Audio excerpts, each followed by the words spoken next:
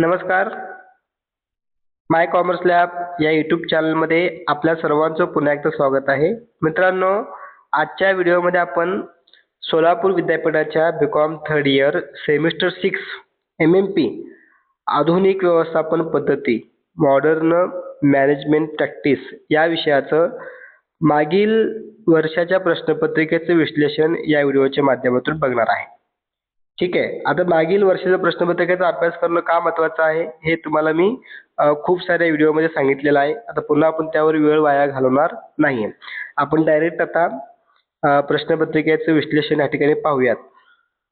तर बघा विद्यार्थी मित्रांनो, यामध्ये पहिला प्रश्न अ, खालील दिलेले योग्य पर्याय निवडून गाळलेल्या जागा भरा.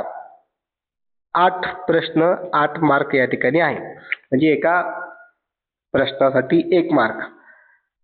तर बघा यामध्ये टिंबटिंब म्हणजे संस्थेने यापूर्वी केलेल्या तिसऱ्या पक्षाला त्याच्या काही क्रियाकल्पांचा करार करणे होय, ज्याला आपण BPO, ई कॉमर्स, आउटसोर्सिंग किंवा ई बँकिंग.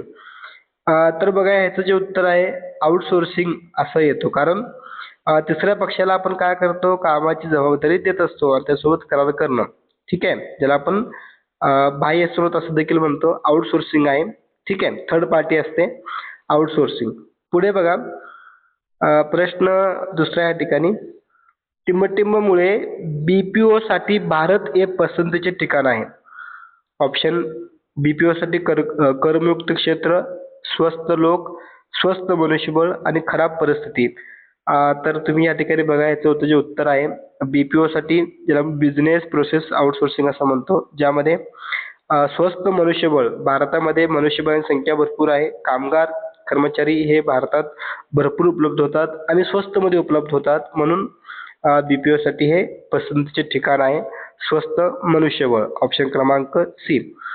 पुढे बघा तुम्ही या ठिकाणी प्रश्न क्रमांक 3, खालीलपैकी कोणते तणावाचे मूळ स्रोत आहेत? पर्यावरण, सामाजिक ताण, शारीरिक आणि वरीलपैकी सर्व. विद्यार्थी मित्रांनो, तुम्हाला मी यापूर्वी पण सांगितलेलं आहे, जेव्हा आपल्याला अशा प्रकारचे प्रश्न पडतात आणि ऑप्शनमध्ये वरील सर्व हे ऑप्शन असतं, तर त्यावेळेस 99% त्याचं उत्तर हे वरीलपैकी सर्व हे असतं. ठीक आहे, काही प्रश्नामध्ये अपवाद वगळता उत्तर दुसरं असू शकतात. ह्याचं बघा आता तणावाचे मूळ स्रोत काय आहे? पर्यावरण आहे, सामाजिक ताण आहे, शारीरिक आहे आणि वरील सर्व हे त्याचं उत्तर येतं. ठीक आहे. पुढे बघा तुम्ही या ठिकाणी प्रश्न क्रमांक 4, 5S ही जपानी व्यवस्थापन आहे. 5S चा शोध कोणत्या देशात झाला? ठीक आहे, तुम्हाला आताच म्हटलं मी जपानी व्यवस्थापन पद्धती आहे. भारत, जपान, व्हिएतनाम आणि नॉर्वे. तर याचं उत्तर आहे 5S जपान. ठीक आहे. पुढे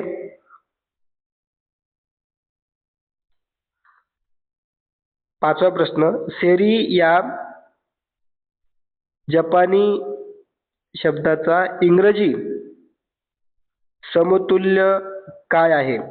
ऑप्शन वर्गीकरण, पद्धतशीर मांडणी, मानकीकरण आणि स्वयंशिस्त. तर सेरी ह्याचं जे उत्तर आहे ते वर्गीकरण असं त्याचा अर्थ होतो. ठीक आहे, ऑप्शन क्रमांक ए. पुढे प्रश्न क्रमांक 6 या ठिकाणी तुम्ही बघू शकता.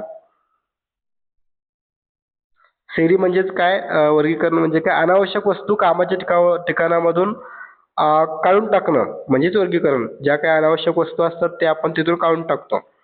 6वा प्रश्न, घटनांचे वर्गीकरण त्यांच्या टिंबटिंब आधारावर करता येते. तर तुम्ही या ठिकाणी बघू शकता, पहिला जे प्रश्न आहे ऑप्शन आहे ते आपलं उत्तर आहे आकार, प्रकार आणि संदर्भ. ठीक आहे. पुढे प्रश्न क्रमांक 7 या ठिकाणी बघा. 7वा प्रश्न, ISO